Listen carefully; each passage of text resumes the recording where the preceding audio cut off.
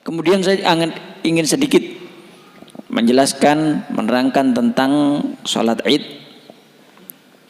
bahwasanya sholat Id ini merupakan salah satu syiar Islam yang memang dianugerahkan oleh Allah Subhanahu wa taala khusus bagi umat Islam. Di dalam hukum sholat Id sendiri ada berbagai macam pendapat. Ada yang mengatakan di dalam pendapat yang kuat, di dalam mazhab Syafi'i, mazhab Maliki, hukum sholat Id adalah sunnah muakkad atau sunnah yang sangat ditekankan, karena Rasulullah Sallallahu Alaihi Wasallam tidak pernah meninggalkan sholat Id.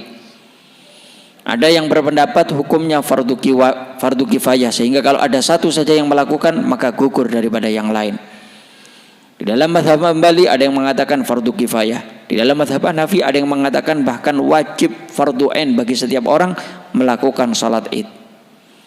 Salat Id boleh sendiri, tapi lebih bagus kalau dikerjakan secara berjamaah, karena memang tujuannya adalah syiar daripada Islam.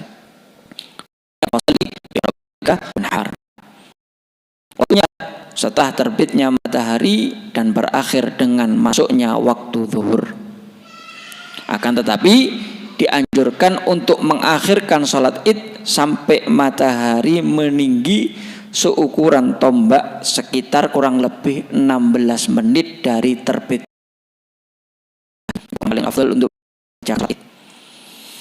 Kemudian di dalam caranya, di dalam niat usolli sunnatan li'idil adha, kalau besok berarti usolli sunnatan li'idil adha, kalau makmum berarti makmuman lillahi ta'ala.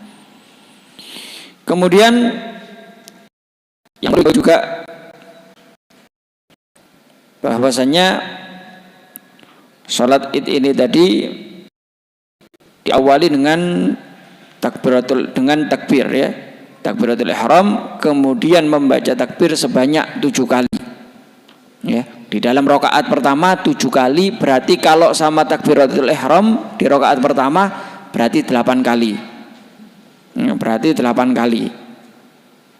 Dan di antara takbir itu ya, jadi setelah takbir itu enggak baca Fatihah langsung, takbir enggak, tapi membaca al-baqiyatus shalihat, yaitu subhanallah walhamdulillah wala ilaha illallah wallahu akbar.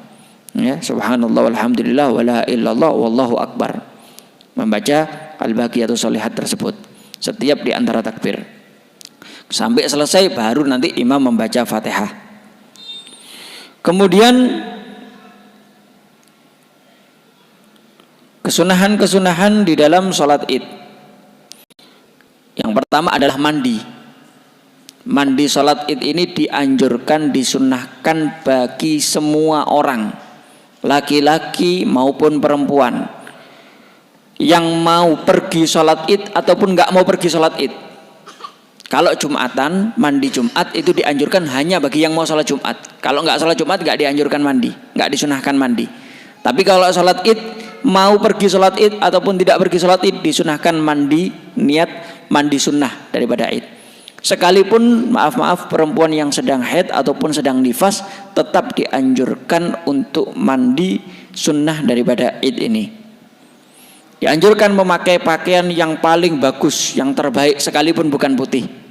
Tapi kalau ada baju yang terbaik warna putih, maka itu lebih afdal lagi. Disunahkan juga memakai wangi-wangian. Ya.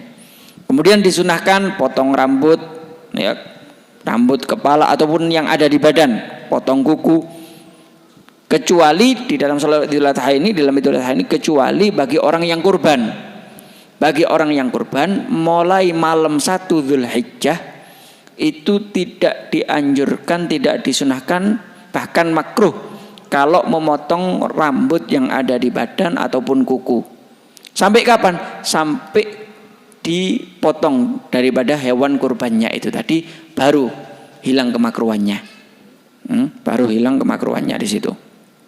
Dianjurkan juga di dalam ya Idul Adha ini untuk kita menahan diri sebelum mulai subuh sampai sholat, itu dianjurkan kita menahan diri, nggak makan, nggak minum, kayak orang puasa, tapi nggak puasa.